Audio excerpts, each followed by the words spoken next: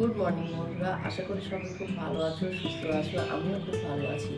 আজ শনিবারের এখন 8:30 বাজে। সকালটা বেশ ভালোই ঠান্ডা, ভালো ঠান্ডা লাগছে, তাই আমি স্টোরটা গায়ে চাপিয়ে নিলাম।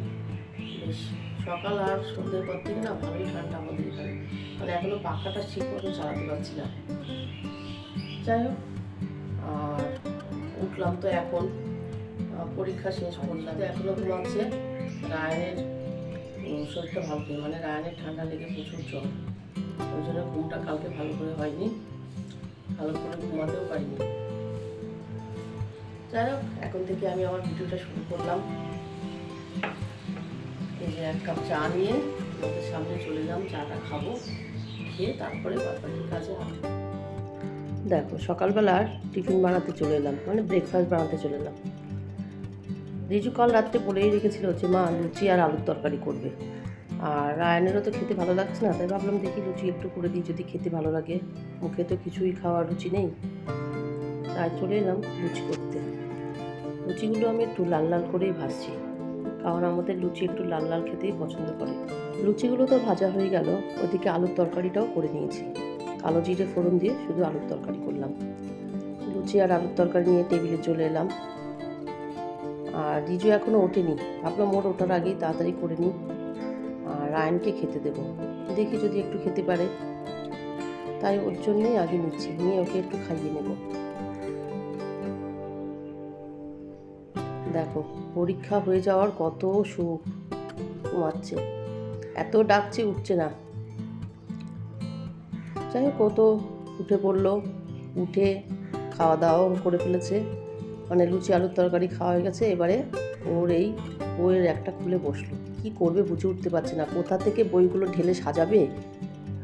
যেগুলো পুরানো হয়ে গেছে বইগুলো আলাদা করবে, খাতাগুলো আলাদা করবে, যে খাতাগুলোর অল্প অল্প পেজ এখনও লেখা যাবে সেগুলো এক সাইড করে রাখবে, সেগুলোতে আবার পরে লেখা যাবে, এই ভাবনা চিন্তা করছে। আর ওই যে টানছে, পরীক্ষা হয়েছে আর ওর মধ্যে ঢুকিয়ে ঢুকিয়ে রেখেছে। পরীক্ষা হয়ে গেছে, বেড়াতে যাওয়ার জন্য তো ভীষণ উৎসুক, যেতেই হবে। পরীক্ষা হয়ে গেছে, ওদেরও তো একটু ঘোরানোর দরকার, তাই যাব। ওই জন্যে ভাবলো যে আগে গুছিয়ে রেখে যাই, এসে তো আবার পড়া শুরু হয়ে যাবে, তাই ও ওটা গোছাতে শুরু করলো। কিন্তু রায়ান পারলো না, ওর শরীরটা খারাপ। এদিকে দেখো, রান্নাঘরেও চলে এসেছি, বেগুন ভেজে নিলাম। এই বেগুনটা না গাছের বেগুন, ওইদিকে যে গাছ দেখিয়েছিলাম তোমাদের, সব বেগুন খেয়ে নিয়েছে, শুধু ওই একটা বেগুন কিভাবে ওদের চোখের আড়াল হয়ে গেছিল, তাই ওই বেগুনটা আমিই তুলে নিয়ে এলাম। যাক, বেগুন ভাজা হয়ে গেছে, এবার মাছ ভাজবো। চলো কী কী রান্না করি সেটাই তোমরা দেখে নাও। ওই যে বলছিলাম কয়েকদিন বেরোবো, ছুটি পড়েছে, একটু ঘুরে আসবো। কোথায় যাব এখনও ঠিক করিনি, যাবো তো অবশ্যই ওদেরকে নিয়ে একটু ঘুরতে। যেহেতু রায়ানের শরীরটা খারাপ, তাই এখন আর যাওয়ার চেষ্টা করলাম না, এখন আর বেরোবো না, ও পুরোপুরি সুস্থ হবে তারপরে বেরোবো। এদিকে তো মাছ ভাজছি, ডাল সিদ্ধও বসিয়ে দিয়েছি, ভাতও ফুটে গেছে, এবার করব মাছের ঝোল।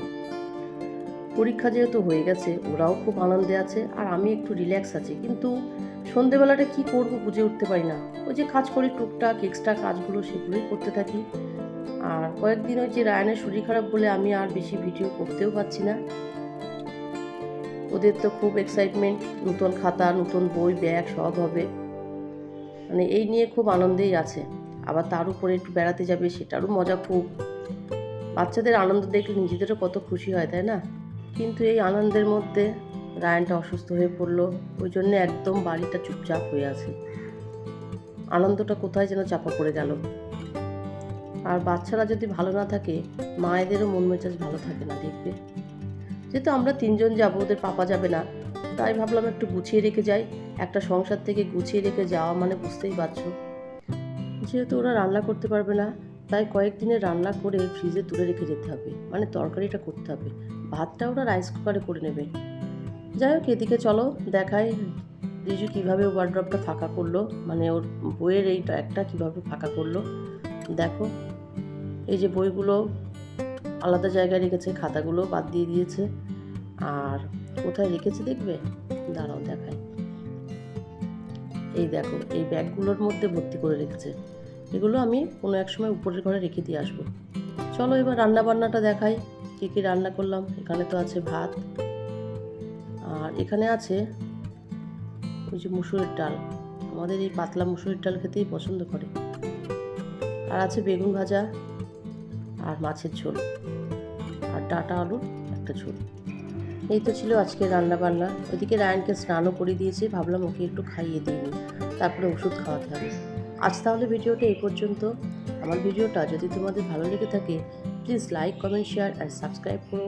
সবাই খুব ভালো থেকো, সুস্থ থেকো, টাটা।